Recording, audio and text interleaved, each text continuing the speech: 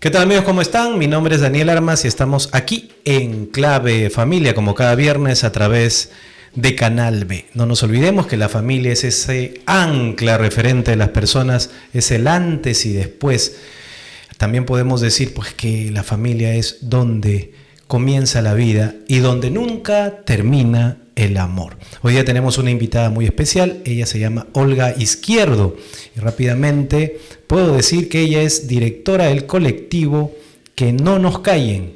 Es licenciada en Administración y también está estudiando una segunda carrera en la Facultad de Ciencias Políticas y también, bueno, en la Universidad San Marcos. Ya nos va a contar un poquito de eso. ¿Qué tal, Olga? Un placer tenerte aquí. Ay, el placer es mío, Daniel. Muchas gracias por la invitación. Bueno, hemos tenido agendada esta entrevista desde hace ya un tiempo, así por que fin. Por fin, gracias por venir, por la diferencia que tienes para Enclave Familia y espero que este programa pues pueda ser muy aleccionador para que los que pasen por aquí. Tú sabes que siempre una persona que tiene la actividad que tú tienes, iba a decir el activismo que tienes, no creo que sea algo malo decirlo, pueda ser también aliciente para mucha gente. Así que vamos a empezar por una pregunta que tal vez siempre te la hagan, cada vez que te convocan a alguna entrevista, ¿no? Tú saltas, entre comillas, a la fama sí. Con el tema de los baños en el aeropuerto, ¿no? Sí. Cuéntanos un poquito cómo empezó eso, o sea, es decir, tú no es que decidiste quiero salir en los medios, quiero hacerme famosa, no fue tu intención, entiendo, pero ¿cómo pasó? ¿Hubo una indignación? ¿Qué pasó? No quiero poner palabras en tu boca, quiero que me cuentes. ¿Qué pasó ese día? Sí, por supuesto. En realidad yo expresé mi disconformidad. ¿Pero tú estabas viajando, regresando? No estaba viajando, ya. Pero sí, o sea, sí suelo viajar, pero en ese momento no estaba viajando. Yo recuerdo bien que fue un 28 de julio del año pasado, justo en Fiestas Patrias. Y yo fui a consultar, a preguntar, ¿no? Porque sí tuve conocimiento sobre este tema de los baños inclusivos en el aeropuerto y quería saber de qué se trataba.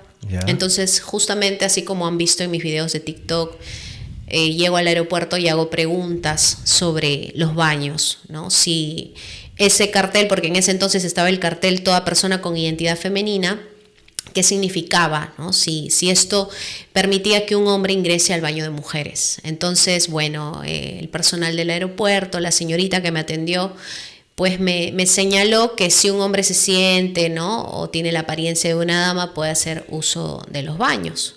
Lo cual ya con esa respuesta pues confirmé de alguna forma que esos carteles pues estaban permitiendo el acceso de hombres a los baños de mujeres, lo cual pues me parece incorrecto. Entonces, como resultado de esa conversación, yo decidí presentar un reclamo en el libro de reclamaciones del aeropuerto y grabé, digamos, esta conversación que tengo con esta señorita para expresar mi preocupación, para dar a conocer lo que estaba pasando, para que las personas puedan saber, ¿no? Sin pensar que el video se iba a viralizar, que iba a alcanzar pues millones de vistas, 12.5 millones de vistas alcanzó uno de los videos. Y bueno, y aquí empezó todo el tema se llegó este tema digamos al debate, parte del debate público. Me empezaron a invitar a diferentes medios de comunicación para poder hablar del tema y bueno, así fue como sucedió todo y como producto de esta iniciativa que yo tomé, pues recibí mensajes de miles de mujeres, de padres de familia también, que me decían, Olga, te felicito, qué buena iniciativa, que por fin alguien lo dice. ¿Y por qué? Porque generalmente las personas que expresan su opinión respecto a estos temas suelen pues suelen etiquetar de transfóbicos, homofóbicos, te vuelves así como, digamos, el discriminador, ¿no? Ultraconservadores. Sí, exacto. Entonces las personas, pues, y me agradó mucho recibir justo ese respaldo principalmente de las mujeres, que también en los comentarios y en todo lo que se compartió en redes, pues decían, claro, o sea, no está bien, ¿no? Entonces, o sea que como te tomaste una voz de mucha gente que pensaba igual, pero que no había alzado su voz todavía. Exacto, sí, tal cual. Ya, pero en porcentajes, Porque no creo que todos en 100% han no, estado de acuerdo contigo. En su mayoría sí. ¿Ya? En la mayoría sí. Pero se claro, hay un porcentaje que, digamos, de este sector progresista, a favor de toda la agenda LGBT, la agenda de género, que sí, también recibí pues insultos, ofensas, amenazas y todo ello, ¿no? Pero yo creo que en esa posición en la que yo me encontré, y hasta ahora, yo sé que hice lo correcto, ¿no? Hice lo correcto y todo lo que vino después para mí fue como, bueno, es parte de cuando tú opinas, cuando tú hablas, cuando tú defiendes lo que tú consideras correcto, justo, sobre todo. Siempre va a haber gente que no le va a parecer, que te va a criticar y te van a decir muchas cosas, pero yo creo que es parte de, ¿no? Y bueno, yo he seguido adelante hasta ahora, se abrió el movimiento Que No Nos Callen Depende de Ti, que justamente estamos luchando por la libertad de expresión, porque a raíz de ese reclamo pues me denunciaron. ¿Quién? Leila Augusta Huerta Castillo es quien me denuncia. Entonces esta persona pues presenta esta denuncia por presunta discriminación. ¿Dónde? ¿El Poder Judicial? Claro, en el Ministerio Público. Ya. Pero ya la primera disposición fiscal solicitó el archivamiento de la denuncia. Justo hace unas semanas lo publiqué en mis redes, porque se vieron que no existían los elementos de convicción para decir que efectivamente hubo discriminación, ¿no? Porque ni siquiera hubo mala intención, entiendo. Por supuesto, porque en ningún momento menciono a las personas trans en mis videos. Tú tampoco dices cómo es posible que esto has hecho escándalo, ¿no? Claro, simplemente has preguntado. Pregunté, cuestioné. Además, no conozco a la persona que me denunció, no estuvo presente. Y básicamente todo lo que yo hice fue ejercer mi derecho constitucional de expresión al decir no me parece, me preocupa, ¿no? Yeah. Y mi derecho constitucional de petición al presentar mi reclamo en el libro de reclamaciones, ¿no? No he cometido ninguna lesión ni agravio contra nadie, y eso la Fiscalía lo ha ratificado, además de ratificarme mi libertad de expresión. Y bueno, igual estamos ahora en el proceso porque ellos apelaron a la decisión y se ha elevado a un fiscal superior. Y bueno, ahora estamos a la espera, ¿no? O sea, ha subido de instancia. Sí, ha subido a un fiscal superior y el si caso. Ellos le dan la razón, mejor dicho, si esa instancia le da la razón a ellos, pasarían a una tercera instancia y última, o a la Corte Suprema de frente, no sé cómo sea esto. Sí, bueno, lo que me dijo el doctor Juan José, quien asumió mi defensa, el abogado Juan José Uchuya, es esperar, ¿no? Si lo que pasa es que este fiscal puede archivar definitivamente el caso o abrir una investigación, o sea, formalizar, mejor dicho, la denuncia, ¿no? Pero nosotros creemos, y yo confío principalmente en Dios, y estoy esperando pues que este caso se desarrolle conforme la primera disposición fiscal, porque en realidad delito pues no hay ningún delito. Pero tú sabes, creo que no es un secreto para nadie, o tal vez algunos no lo sepan, que el Poder Judicial también está ideologizado. Sí, por supuesto. Pero mira, la primera disposición fiscal fue a mi favor. Y yo creo que toda la Fiscalía, es cierto, no, en el sistema de justicia y en las diferentes instituciones gubernamentales, este enfoque transversal de género está presente, ¿no? Los capacitan. Exacto, sí. Pero yo confío en Dios, esa es mi confianza y es lo que me da tranquilidad y paz en medio de todo este proceso. Entonces hablemos de género, porque yo creo que ya mucha gente ha escuchado la palabra. Aquí en varias ocasiones también hemos invitado personas que han explicado de alguna manera, pero creo que las personas con su día a día no es que lo tengan interiorizado al 100%. De hecho, que hay personas que dirán, pero género, sexo será lo mismo.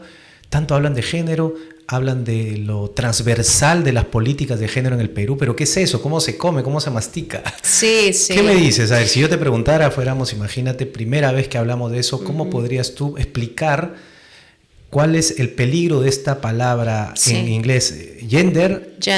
Y en castellano, género, como nueva antropología para las políticas públicas? Sí, lo que sucede es que esta, ideología de género, como ya lo han dicho varios referentes y politólogos como Agustín Laje, Miklos Lukács, entre otros, la ideología de género es una ideología acientífica porque desarraiga al ser humano de su naturaleza biológica, ¿no? Yo, por ejemplo, puedo decir, yo me identifico, mi identidad, mejor dicho, soy el izquierdo, tengo 31 años, soy de tal familia, de tal lugar, ¿no? Y soy mujer, ¿no? Y eso, incluso nosotros tenemos un documento de identidad que justamente ahí van todos estos datos. Sin embargo, con la ideología de género, la realidad biológica no, digamos, no te da esa identidad que tú tienes en base a tu sexo, sino que ya todo se basa en la autopercepción tuya, en cómo tú te autopercibes. Es decir, yo puedo ser mujer biológicamente, pero yo no me siento como una mujer y yo me siento como un hombre. Entonces, soy un hombre, ¿no? Y ese es el peligro. Según yo. Según mi, digamos, lo que yo pienso, mi mentalidad. Pero puedo pensar de que nací en el cuerpo equivocado. Puedes pensar, ¿no? Pero digamos que es evidente. Claro, ¿no? una cosa es lo que pienso. Exacto. O lo que siento y otra cosa es lo que soy. Exacto. Eso es lo que te trato de entender, ¿no? Exacto. Entonces, esto es lo peligroso, ¿no? ¿Por qué? Porque ya estamos viendo lo que está pasando en otros países respecto a esta autopercepción. O sea, ya aparte de, digamos, mujeres que se identifican como varones o viceversa, también se están identificando como bebés o se están autopercibiendo como animales, ¿no? Entonces esto ya está llegando, digamos, a un extremo bastante... psiquiátrico ya. Ya, por supuesto, ¿no? Entonces yo creo que es importante que tengamos en cuenta esto, principalmente los padres, porque también a los niños se les está enseñando esto. En las universidades también, y lo digo porque también soy universitaria actualmente, estudiando la segunda carrera, y hay profesores que se encargan pues de colocar estos pensamientos en los jóvenes, ¿no? Y un último caso del Colegio Roosevelt, no sé si habrás escuchado, Sí. totalmente, digamos... A Pancho de Piero le he escuchado ahí su... Sí, exacto. Entonces, así, bueno. sí, hay padres de familia que me han escrito sobre ese tema para justamente hablarlo, comentarlo, apoyar en la difusión. Son padres de familia que prefieren quedarse en el anonimato, pero que justamente comentan todas estas cosas de la biblioteca, los libros, o sea, libros que han sido censurados en Estados Unidos están en la biblioteca del Colegio Roosevelt, ¿no? Y bueno, hay un como grupo. Si fuera algo así bonito. Pero ahora, yo te comento, Sí. trabajo con una organización, una plataforma ciudadana que se llama Padres Peruanos, y esas denuncias las tenemos muy seguido. O sea, esto del colegio que ha salido, ya nosotros lo sabemos hace un par de años. Ya. Mamás, papás que nos han dicho, miren el colegio acá de Magdalena. Wow. El colegio me acuerdo de otro distrito en Los Olivos. El colegio aquí de Chosica. En otro colegio... ¿Y son casos públicos o no? No, son casos de ese colegio donde la mamá un poco más acuciosa. La vez pasada también, esto fue un colegio, me parece que el INSE, en el plan lector de inglés, porque parece que en ese colegio enseñaban inglés, plan lector, para que los chicos aprenden inglés, pero resulta que la mamá se puso a leer. Y era una historia macabra que hablaba de sexualidad para niños de segundo de primaria. O sea, una cosa escandalosa. Esto que ha pasado y que ya ahora la gente, pero ¿cómo es posible? Niños de 11 años lo están haciendo desde hace ya varios años. 2021 salió una resolución viceministerial donde se tiene que enseñar ESI a nivel nacional. Los colegios particulares no lo están haciendo mal que bien, algunos que tienen su ideario pues un poco, digamos, moral bien establecido, ético, moral bien establecido, enseñan pues educación afectivo-sexual, que como debería de ser, ¿no? Que es como debería de ser la educación, digamos, en el sentido de adolescentes, para prepararlos de alguna manera para la vida, etcétera, ¿no? Sí. Pero no, hay muchos que dicen, bueno, ahora tengo que enseñar justamente esta ideología. Te da muchos manuales a través de las organizaciones feministas, donde pues ya tienen manuales para profesores, manuales para alumnos y todo. Entonces, y lógicamente a veces lo tienen no necesariamente como un libro, sino lo tienen como PDFs, lo tienen solamente como PowerPoint, nada más, para pasarlo y que los papás nunca se enteren. Claro. Entonces, esto ya viene pasando.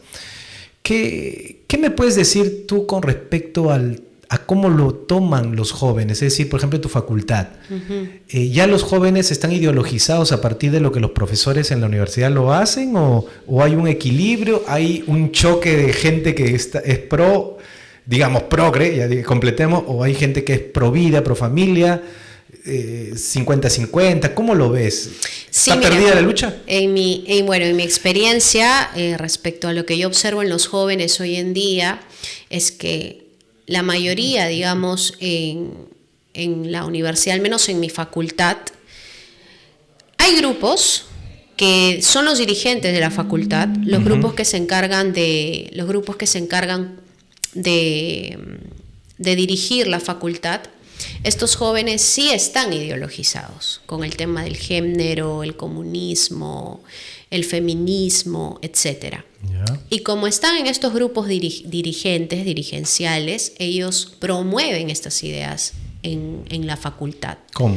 Cuando hacen actividades, por ejemplo, ¿no? Organizan ciertas actividades, hacen ciertos pronunciamientos, convocan a ciertas reuniones en donde abiertamente muestran esta postura a favor del feminismo, del aborto, etc. Por ejemplo, en junio han hecho su marcha, supongo, ¿o no? Bueno, hay grupos que sí apoyan, hacen actividad. Hicieron una actividad, me acuerdo, en la universidad, invitaron a ciertos ponentes de estos grupos. Pero, como te digo, como son dirigentes en la universidad, se encargan de promover esas ideas. Entonces los jóvenes están,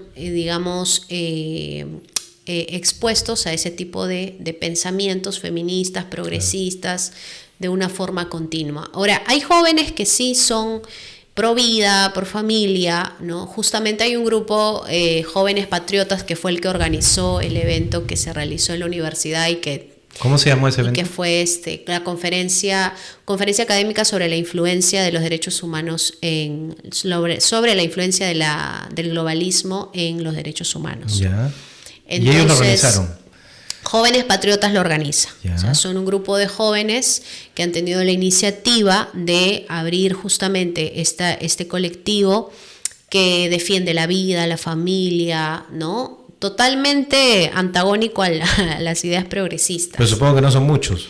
No son muchos. ¿Por qué? Porque hay mucho miedo en los jóvenes de hablar. O sea, hay jóvenes que realmente no comparten estas ideas, pero que tienen miedo a decirlas. ¿Por qué? Porque hay una suerte de funa. Ese es el término que utilizan en la universidad, funa. Te van a funar, o sea... Funear, no sé. Funar, exacto. Ya, pero ¿qué es como cancelarte? Te van a cancelar. Claro, te cancelan. Oye, no digas eso porque te van a funar, o sea, te van a cancelar, te van a dejar de lado, te van a... etcétera, ¿no? O sea, como que te ponen la cruz, ¿no? Yeah. Entonces los jóvenes muchas veces tienen miedo a expresar sus ideas. Y bueno, este es el tema. Pero con estos jóvenes, y hemos hecho también, yo también con estos chicos, una gran amistad, porque hay jóvenes pues que piensan como nosotros y nos estamos de alguna forma mostrando, estamos diciendo, oye, es importante que tú digas lo que piensas, ¿no? A pesar de que te funen o te insulten o te digan... O la mayoría piense como... Exacto. Es tu libertad de expresarte y de pensar. Aunque eso sería relativo, ¿no? El hecho de que podría ser no necesariamente la mayoría, sino la mayoría más bien pensarán como ellos o como en este caso ustedes cuando hacen la organización de este tipo de simposios, pero todos los demás están calladitos, pareciera que no existiera. Están calladitos. Exacto, hay varios jóvenes que están calladitos, ¿no? Y de hecho cuando participamos... hubo un evento que realizó el Congreso con los jóvenes universitarios, el Parlamento Universitario San Marcos, y justamente nos unimos para hacer un bloque pro vida y el proyecto de ley que nos tocó debatir fue sobre el aborto. ¿Por violación o el aborto así en general? No, el aborto en general. Fue el proyecto de ley que presentó la congresista Ruth Luque en su momento, que se desaprobó y solamente tuvo un voto a favor que fue de ella misma. Ya, ese proyecto de ley lo debatimos entre universitarios, ¿no? Y ahí armamos nosotros nuestro bloque pro vida. Yeah. Y habían estudiantes, o sea, compañeros, que nosotros los pensábamos que eran progresistas, ¿no? Porque los veíamos en esos grupos. Pero en ese momento nos escucharon, se acercaron a felicitarnos, nos decían que ellos también están a favor de la vida, y para nosotros fue como que sorprendente. ¿Por qué? Porque entonces... O sea, políticamente fueron convencidos. Claro, no sé si convencidos, o de repente son chicos que en realidad... Me refiero. Claro, o de repente son chicos que sí son pro vida, pero que de repente no tienen, digamos, tienen cierto temor a decirlo, ¿no? Pero pasa eso, o sea, hay chicos que al final siempre se nos acercan, nos escriben, nos felicitan, ¿no? Y bueno, yo creo que esa labor que estamos haciendo en la universidad también es importante para animar a otros a que justamente pues digan sin temor sus pensamientos. Creo que eso es lo más importante. Ahora, cuéntame cuáles son esos argumentos. Es decir, si por ejemplo por aquí estuviera pasando alguien que dice, pero yo sí estoy de acuerdo con el aborto. ¿Tú qué le dirías? ¿Cuáles son los argumentos para no estar de acuerdo con la aprobación del aborto en el Perú, de una ley a favor del aborto en el Perú? Sí, o sea, cuando hablamos nosotros, por ejemplo, de la ley aquí en el Perú, nuestra Constitución protege de una manera muy robusta el derecho a la vida.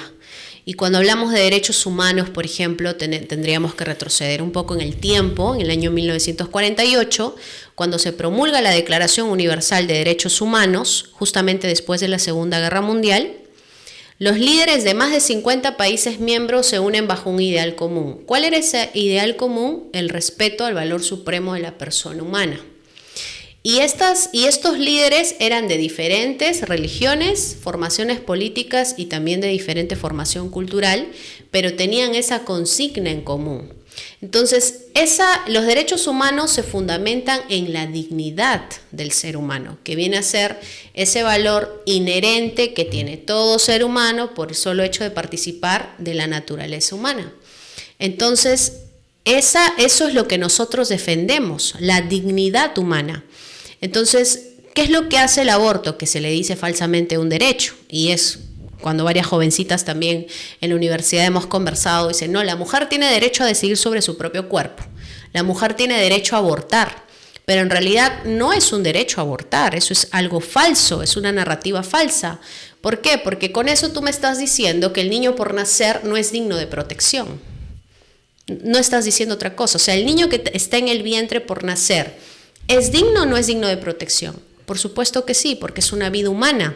Porque todos pasamos por ahí. Ningún humano exacto. Es una excepción. Entonces, de ese proceso. Exacto. El espíritu, digamos, que le dio origen a la Declaración Universal de Derechos Humanos, es esa protección a la vida humana en todas sus etapas, en todas las etapas del ser humano. Entonces, lo que hace el aborto es despojar al ser humano de esa dignidad, y considera justamente que el niño por nacer no es digno de protección, y eso rompe con todo el sentido que tiene los derechos humanos, que nuestro país protege en la Constitución, en el artículo 2, y además que ratifica en diferentes instrumentos internacionales, como por ejemplo la Convención Americana de Derechos Humanos, ¿no? Entonces, eso es lo que es el aborto, es el asesinato del niño en el vientre de su madre, porque despoja al niño de su dignidad. ¿Y ahí qué piensas de los que opinan que en el caso de las violaciones de un embarazo a raíz de una violación, sí podría haber una excepción a esa regla que tú estás Yo considero aplicando? que no es posible tener una excepción. A ver, una violación por supuesto que es una situación muy lamentable, muy trágica para cualquier persona, si hablamos de mujeres, para una mujer. Pero abortar al niño no es la solución, es lo que yo pienso, ¿no? O sea, no puedes asesinar a ese bebé porque fue producto de una violación. Lo que pasa es que aquí en el Perú pienso yo que faltan estas políticas públicas para ayudar a estas mujeres. ¿Por qué? Porque hay chicas que se embarazan, ¿no? Y que su pareja se enteran que están embarazadas y las dejan. Y esta situación de estas mujeres que de repente sus parejas las abandonan o que no van a tener el apoyo de la familia, todavía de repente no terminan la carrera y tantas otras cosas que vienen en su mente, entonces ven como única salida el aborto. Pero ya en nuestro país creo que ha habido pasos importantes en ese sentido, porque por ejemplo lo que estuvo promoviendo la congresista Guayo respecto a poder adoptar, por ejemplo, ¿no? Y otros mecanismos que se pueda dar justamente para poder apoyar en estas situaciones y que no se le diga a las mujeres pues que su única solución es abortar, sino que hay otros mecanismos en donde también se puede salvar la vida de ese niño que está por nacer. Pero los que argumentan a favor de esto del aborto por violación hablan del embarazo adolescente sobre todo, es decir, de escolares que que salen embarazadas, ¿no? Y que, bueno, los dos son adolescentes y qué van a hacer con ese niño, etcétera. O sea, más... Ahora, te lo digo porque alguna vez tuve la oportunidad de participar en un congreso escolar y fui testigo como el 90%, cuando analizaron esta ley, escolares de cuarto y quinto de secundaria de 8 colegios, el 90% estuvo a favor. Y algunos decían, lo que pasa es que somos empáticos. Mira cómo es una lavada de cerebro de esas descomunales. Porque los chicos decían, bueno, siendo empáticos con esa problemática, yo me imagino qué pasaría conmigo si es que a mi edad, 14 años, 15 años, salgo embarazada. Entonces sí, yo tengo que ponerme en su lugar y por eso sí estoy de acuerdo. Así, el 90%. Creo que ese 10% no supo sustentar. Y entonces yo salí de ese congreso, ese congresito, ¿no? Porque no te olvides que en el congreso hay un área que se dedica a hacer congresos escolares a nivel nacional. Ese es su trabajo, digamos, de hacer congresos chiquitos para explicarle la política a los escolares, ¿no? Entonces yo ahí me di cuenta que los medios de comunicación han hecho un buen trabajo, entre comillas, para el progresismo y para estas ideologías o para estas propuestas ideológicas de muerte, porque es una cultura de la muerte promovida. Digamos disfrazada, con fachadas, con papel de regalo, y te lo ponen eslogans como pues es niña, no madre, etcétera, etcétera. Entonces, lógicamente toda la población dice, pobrecita, no, mira, ¿cómo es posible? Y todos los chicos en la sobremesa pues piensan que eso está bien, matar a un ser humano. Entonces, en esos casos, ¿cómo tú te enfrentarías, digamos, a un colegio de chicas de quinto de secundaria que todas están a favor? ¿Qué les dirías? Porque lógicamente antes de que te empiecen a tirar papeles mojados, ¿cómo tú plantearías un argumento en el que ellas puedan entender eso?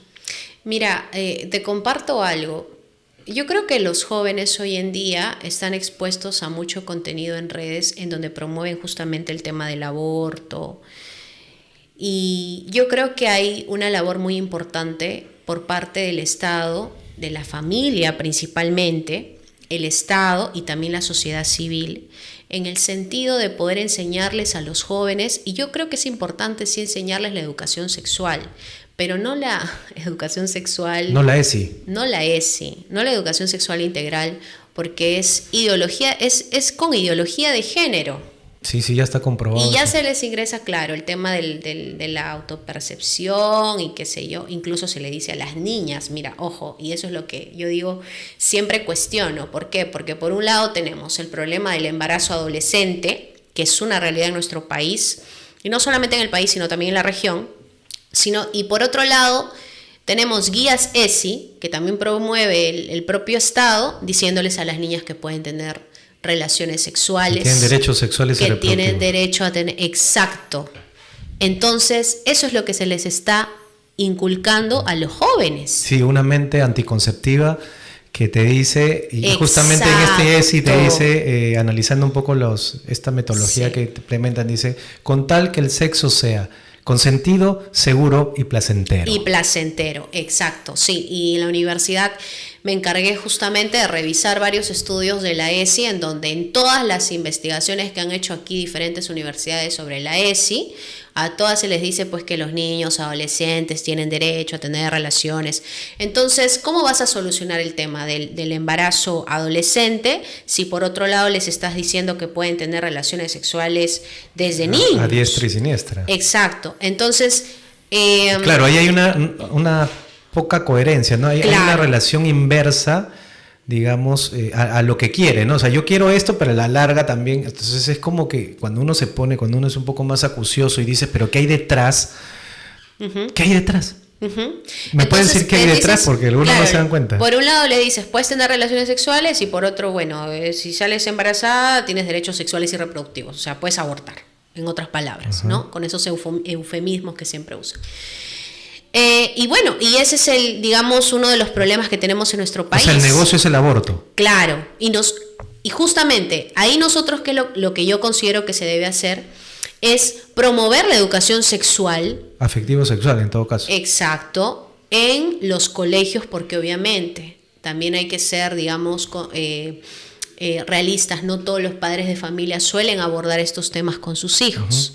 Y obviamente son los padres los principales educadores y ellos son los principales responsables de hablar estos temas con sus hijos. Pero hay padres que no lo hacen también. Entonces, la segunda instancia viene a ser el colegio, en donde están los niños la mayor parte de su tiempo y muchos años de su vida. Entonces, impartirles este tipo de educación sexual en base a la ciencia, en base a valores, y todo ello para de alguna forma influir, digamos, positivamente en ellos y que ellos también puedan tener conciencia de que, a ver, para empezar, Daniel, los niños no pueden tener derecho, ese es un punto ya que... A tener relaciones, digamos. Exacto, no tienen derecho a tener relaciones. Si no, también le damos derecho a que saquen su breveta, por supuesto, que tomen son alcohol. indemnes sexuales, ellos no pueden, según nuestro código penal, así que eso... Yo pienso, o sea, no sé cómo permiten esas guías que van en contra incluso de la propia protección de la indemnidad sexual de los niños, ¿no? Ese es otro tema. Pero a los adolescentes sí les podrías hablar, ¿no? Pero sin este tipo de contenido explícito que prácticamente es pornográfico. Uh-huh. Porque incentivan a los jóvenes a que tengan relaciones sexuales a temprana edad. Cuando antes de repente nuestros padres, y quizá en tu generación y en mi generación, ¿no? Nos decían, todo tiene su tiempo, primero estudia, primero haz esto, ya en algún momento, ¿no? Tendrás tu pareja, en algún momento tendrás tus hijos, pero ahora decir esto es como que, oye, qué retrógrada eres, ¿no? Uh-huh. Pero yo creo que por ahí deberíamos empezar. Quitar todo este enfoque de género que para mí es basura para los jóvenes, de la educación y compartir esa educación sexual afectiva en base a la ciencia, el respeto, valores que los jóvenes puedan entender. Y bien, porque a los jóvenes se les tiene que enseñar educación sexual. Nadie dice que no. Algunos dicen, oye, los conservadores, los cristianos no están a favor de la educación sexual. No, estamos a favor, pero no esta ESI, pues, que están promoviendo estas cosas, ¿no? Y que está perjudicando a los jóvenes. Sí, de hecho que es como un discurso un poco, un doble discurso, ¿no? Es un discurso hipócrita el hecho de decir...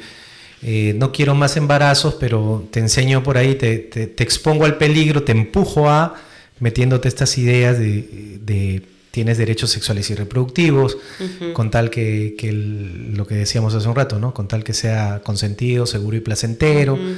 Y pues en las guías de los libros de 1 a 5, en el capítulo 3 dice sexualidad y género, ¿no? O sea, esa palabra género siempre, y que dicen, sí. Bueno, ustedes de la generación Z, algunos científicos dicen que su género es fluido. Entonces cuando un chico dice fluido, ¿qué es eso? Entonces viene el profesor muy, muy proactivo y dice, bueno, fluido es que tú puedes, pues, de acuerdo a cómo te despiertes, tú sabes que ahora es lo moderno, etcétera, etcétera. Entonces uh-huh. Incentivan esto que a la larga está relacionado a lo que hablábamos al inicio del programa, que es la denuncia que tú haces el año pasado, uh-huh.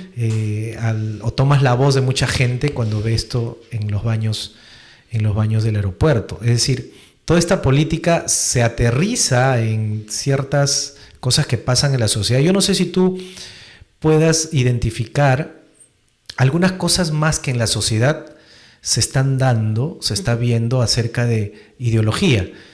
Nos explicabas lo de educación. Traemos a colación el tema de los baños, por ejemplo, que digan, y actualmente, y te lo decía, sí. ¿No? Mujeres en su diversidad. Yo tomo fotos, tengo en mi teléfono la foto de la última vez que fui al aeropuerto. Mujeres en su diversidad, hombres en su diversidad, y hay un QR, ¿no? Que te va a dar la lista. Pero la gente tal vez diga, ¿qué es esto? O ¿cómo es posible que esto? Pero nadie tiene ni el tiempo, ni la paciencia, ni también las agallas que tú probablemente hayas tenido y que tengas actualmente para ser la voz de mucha gente. Entonces, entiendo que el trabajo que estás haciendo es un poco difícil. Sí. Ahora, ¿qué haces con el miedo natural al insulto, a la humillación, a las piedras, a lo que te puedan decir, oye, mira, o no sé, pues te pueden decir, ya sé dónde estudias, o sé dónde trabaja tu esposo, no sé. Entonces, ¿cómo hacen ustedes como familia? ¿Ha sido una decisión? ¿Ya ahora estás más consciente de eso? Sí. ¿Cómo es, Olga? Cuéntame. Bueno, yo aquí ya tendría que entrar al campo de mi fe. Yo soy cristiana. Soy consciente de que los cristianos, hablo de un cristianismo consecuente, ¿no? vamos a de alguna forma ser perseguidos, insultados, y nuestro Señor Jesús fue perseguido, injuriado, insultado hasta que... Escupido. Hasta que lo mataron en una cruz, pero el Hijo de Dios no quedó ahí, resucitó al tercer día, ¿no? Y nosotros tenemos la esperanza de que este mundo no es nuestra morada final, sino hay una morada eterna con nuestro Padre. Entonces, como cristiana, yo considero y sé que mi fuerza no es humana. ¿Por qué? Porque obviamente no es sencillo enfrentarte a estas situaciones, que te denuncien y que hayan personas pues que obviamente, ¿no? El verdadero discurso de odio viene por ahí de muchas personas, ¿no? Amenazas, insultos, etc. Pero es mi fe en Dios la que me da esa fortaleza para seguir y mantenerme firme, ¿no? Es una convicción y una fe muy fuerte, muy profunda que yo tengo en mi corazón y confío en Dios. O sea, es tal cual. O sea, la fuerza viene de Dios. Sí. La fuerza de Dios es la que te Y esta fuerza, secunda. exacto, esta fortaleza espiritual que viene de Dios es justamente producto de pasar tiempo con Él, en oración, en leer la palabra, en congregarme, ¿no? Y uno de las personas más, digamos, importantes y que son también, y que es la persona que me ha dado mucha fortaleza también espiritual, emocional, es mi esposo, ¿no? Y gracias a ese respaldo, a ese apoyo que yo he tenido de mi esposo también es que me he podido mantener y de mi familia. Claro, porque si no, Olga, ¿para qué te metes en problemas? Claro. Olga, te expones, sí. Olga, pero y yo cierra la boca, Olga. Exacto, nada es como que o al mejor principio, no digas no sé. nada, mejor... No. Tengo la bendición de que mis padres son cristianos, ellos me formaron desde muy pequeña en el cristianismo, mis hermanas también. Y gracias a Dios, cuando pasó esto, obviamente fue una situación difícil, ¿no?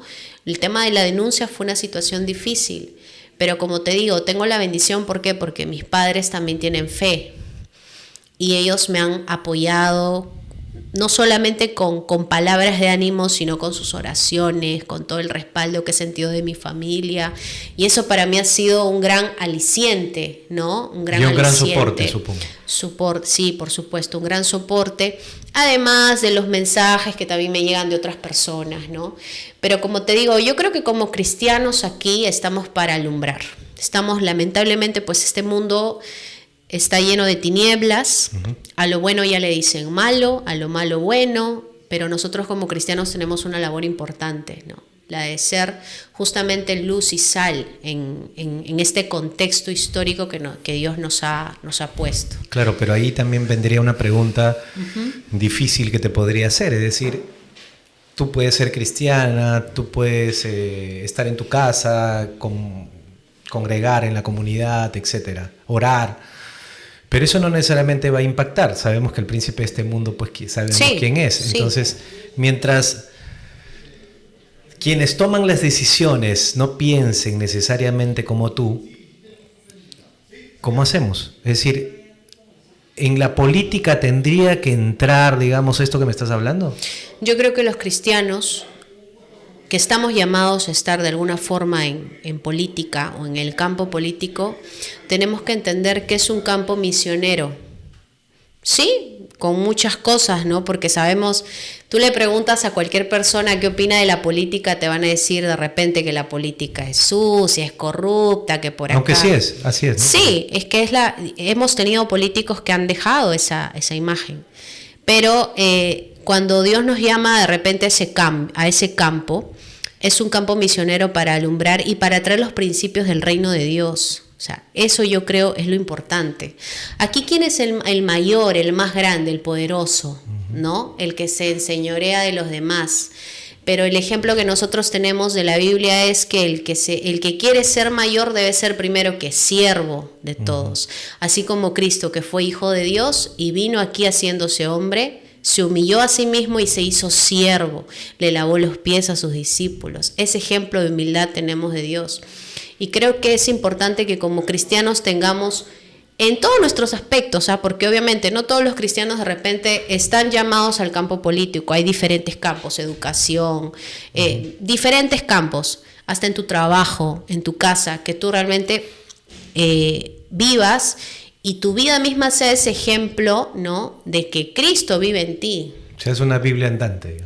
Es que esa es la digamos, lo que nos hace diferentes de las personas que no conocen al Señor, ¿no? Uh-huh. Que justamente somos personas que con nuestro testimonio, más que de repente con nuestras palabras muchas veces, pero ambas cosas son importantes, nuestro testimonio da justamente cuenta de nuestra fe en Cristo. ¿Y cómo te ves? Probablemente te veas en el Congreso, entonces te voy a sacar una primicia. Uy, Dios mío. Bueno, ¿tienes intenciones de postular? Yo tengo claro que el Señor me ha llamado a este campo, lo tengo claro. Y bueno, en el tiempo que sea, y si es así, si se abren las puertas... O sea, no tienes miedo de, que esto... No. Hay personas que dicen, no, sabes que eso no es para mí, o sea, en tu caso, si se presenta la oportunidad, podrías... Si se presenta la oportunidad, sí, porque lo que pasa es que, a ver, yo, antes de que pase lo del aeropuerto, yo ya estaba en la universidad estudiando ciencia política. Ah, ok. Y yo ya me preparé todo un año para postular a la San Marcos. Y justamente fue una de las cosas que yo le dije a Dios, o sea, Señor, si tú me quieres utilizar en este campo, quiero prepararme, ¿no? Ábreme las puertas. Entonces yo me esforcé todo un año para estudiar y dar el examen de admisión. Y postulé y gracias a Dios ingresé. Entonces ahora me estoy preparando en ciencia política. Posteriormente pasa lo del aeropuerto, ¿no? Y sucede todo esto. Entonces yo tengo claro que Dios me ha llamado al campo político. Sin embargo, el tiempo solamente Dios lo sabe, pero estoy clara en eso. Al tener 31, pues tienes toda una vida por delante. Gracias. En el tema de la política, ¿no? Sí. No sé, pues puedes postular tranquilamente pues, a los 40. Sí. Y porque se hace también activismo desde afuera, no necesariamente en el Congreso. Sí, por supuesto. Entonces, a veces hasta uno hace más de afuera que de adentro, porque adentro ya tantos intereses... Sí, tantas cosas se ven, un voto ya no es casi nada a veces, ¿no? De hecho que se necesita gente adentro, ¿no? Pero cuánto me gustaría, y te lo digo así como algo que lo he analizado, lo he reflexionado, de que no sé, pues que el Congreso tenga, son 130, pero que tenga por lo menos 100 cristianos. Sí. ¿Por qué? Porque justamente cuando uno analiza el tema de los principios, no solamente de la naturaleza, sino de la creación, Dios. Es decir, algunos dicen, sí, pero yo no quiero que haya una sociedad violenta. Yo no quiero que haya una sociedad corrupta. Yo no quiero... O sea, quieren todo eso, pero sacan a Dios de la ecuación. Y entonces, y es simple. Yo lo veo simple. No sé si sea simplista, pero lo veo simple. Metes a Dios en la ecuación y automáticamente la sociedad cambiaría.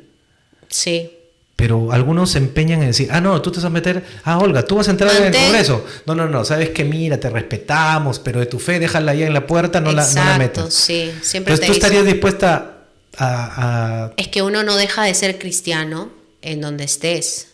Y yo creo que, o sea, digamos, ¿no? Como lo dije anteriormente, si Dios te llama a la política, entras a la política, obviamente estando muy clara de que hay un llamado especial ahí y que vas en ese lugar a justamente a mostrar tus principios. Claro, pero cristianos. No es que tú vayas a catequizarlos a ellos. No, porque si no vas es tu a decir, iglesia. O claro, sea, exacto. No es que es tu iglesia el Congreso, ¿no? No, para nada. A lo que me refiero es que tú no dejas de ser cristiano. O sea, más bien ahí en donde hay una situación en la política, pues un campo muy minado, en donde hay muchos intereses en conflicto, ¿no? Es que estés preparado para justamente tomar esa posición y hacerlo como debe ser, ¿no? Porque también, valgan verdades, hay cristianos que han llegado y no han dejado de repente un buen ejemplo, pero sí también como otros cristianos que están en política y que han hecho una labor muy ejemplar, ¿no? Entonces, o tal vez algunos que se han quedado callados justamente por ese temor a que digan, no, pero no es una iglesia, le han dicho, no, ¿sabes qué? No nos podemos avergonzar del evangelio. Exacto. Es un principio muy claro. Y yo creo que para los cristianos que aterrizan su fe en sus obras, lógicamente los demás, que no son, pueden ser ateos, no sé, pues de otra religión, en el Congreso me refiero, podrían ver la conducta, el trato, la forma, las propuestas, los principios, esa promoción de principios, de valores, etcétera. Sí. Éticos, ¿no? Te dices, wow, esto nos haría bien. Ese aporte de la persona es un cambio. Entonces, eso creo que vende, ¿no? O sea, digo en el buen sentido, es decir, ¿quién no quisiera tener un aliado político de esas características? Un señor, digamos, bien puesto con sus principios, una señora con sus principios bien puestos, que merezca la confianza, digamos, para poder hacer un bloque político. O sea, ¿quién no quisiera alguien, un compañero de bancada así, pues, no? Por supuesto. Y en la Biblia hay varios ejemplos, ¿no? Tenemos, por ejemplo, el ejemplo de Daniel, Esther, y muchas personas que Dios los ha utilizado en ese campo. Y creo también que justamente, ¿no? Es verdad que no todos los cristianos están llamados, ¿no? No todos los cristianos les va a interesar el tema político. Te puede interesar otro sector, pero en donde tú estés tienes que tener en cuenta justamente a quién tú representas. Y si tú dices que eres cristiano, ¿a quién estás representando? A Cristo, ¿no?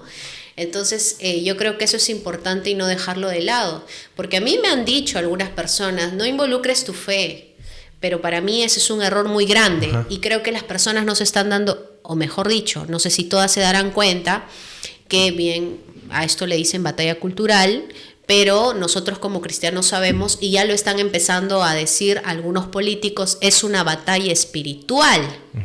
Porque tú ves todo lo que el progresismo está ligado con en las marchas en Estados Unidos salían los satanistas, ¿no? Con sus banderas arcoíris. Ahora mismo en las Olimpiadas mismo es satanismo. Y las Olimpiadas que se burlan del cristianismo. Y todas estas cosas tienen un trasfondo espiritual que poco a poco las personas me parece que ya están entendiendo. Eso se debería enseñar en los colegios. Exacto. El tema que tenemos una dimensión espiritual que no la alimentamos, como no la vemos, pensamos que no existe. No la vemos, pero es muy real. Exacto. Y incluso el propio Nayib Bukele lo dijo en una entrevista con el periodista Clarkson.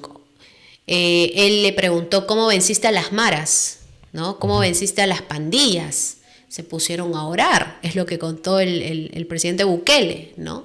¿Por qué? Porque habían encontrado en las guaridas de las pandillas que realizaban cultos satanistas, cultos satánicos. Entonces decían justamente que los pandilleros estaban también con el satanismo. ¿Te das cuenta? Entonces es justamente esto, ¿no? Nosotros promovemos la verdad de Dios, defendemos la vida humana, como cristianos por el simple hecho de que pues hombres y mujeres son creados a imagen y semejanza de Dios, ¿no? Por eso son dignos, por eso tienen valor, por eso defendemos a la persona humana y muchas otras cosas que aprendemos de la Biblia y que lo podemos llevar justamente a nuestra vida diaria. Entonces esta lucha es espiritual y Dios lo dijo muy claro, ¿no? Nuestra lucha no es contra personas. ¿Qué piensas sobre la falta de cultura de la gente en política? Es decir, cuando vota, porque claro, estamos hablando de un gran porcentaje de cristianos, pueden ser cristianos evangélicos, pueden ser cristianos católicos, pero a la hora de votar, votan por candidatos que son pro muerte, pro aborto, pro ideología de género. Ahí me cuestionaría. ¿Has analizado eso? Sí, yo cuestionaría mucho el cristianismo de una persona que pero ¿por qué se da? ¿Por ignorancia? ¿Por dejadez? ¿Por apatía? ¿Por qué? Por ignorancia no creo. A no ser que de repente no se den el tiempo de investigar a sus candidatos. Bueno, puede ser, ¿no? Que de repente no se hayan dado el tiempo de ver cuáles son las ideologías que promueve tal candidato. Es que no se dan el tiempo, pues. Porque todos ven el noticiero y ven los tres primeros, sí. Dicen no quiero que mi voto sea... Se dejan llevar quizá por lo que dicen en los medios o las encuestas. Exacto. Puede ser, ¿no? Pero yo creo que todo cristiano consecuente y coherente... Pues así le caiga bien un candidato que va primero y que piense que puede hacer muchas obras, claro. si es pro aborto, tendría que descartarlo. Sí, por supuesto. Yo creo que sí. ¿Por qué? Porque no puedes votar pues por un candidato. Pero sí lo hacen. Por eso ganan. Por eso, por eso te digo, hablo de los cristianos, porque de alguien que no es cristiano, bueno, lo puedo entender, pero de alguien cristiano no es coherente, o sea, no es coherente. Ya, pero entonces ¿no te parece que se tendría que, en todo caso, hablar de esto en las iglesias? Sí, por supuesto. Tanto católica, evangélica, se tendría que hablar de esto. Por supuesto, se tiene que hablar. No todas las iglesias tienen la apertura para hablar de estos temas. Entonces incluso es el problema. Sí, es uno de los problemas, claramente, porque las iglesias lamentablemente han de alguna forma han satanizado la política, o sea, se ve como algo que no se puede hablar de eso. Y yo creo que es importante que se hablen de esos temas en las iglesias también, para que justamente los cristianos puedan ser un poco más conscientes, puedan conocer realmente toda esta agenda que hay detrás, ¿no? O sea, ha sido un disparo al pie eso, porque finalmente si hago que no permito que la gente comprometida con el cristianismo y con los valores cristianos o judeocristianos ingresen, porque satanizo una situación, nadie se mete y después todos los que piensan en contra hasta más van a abolir el cristianismo en el Perú más bien, a la larga, ¿no? Porque nadie se involucra y después nos sale el tiro por la culata. Sí, es una de las cosas que yo cuestiono también. Yo creo que debería haber más apertura en estos temas en las iglesias. Sin miedo, digamos. Sí. Y en los espacios correctos, me refiero. Aparte, es parte de la educación cívica, creo yo, de todo ciudadano, ¿no? Y más como cristianos también, o sea, hablar, por ejemplo, ¿por qué no votar por un político pro aborto?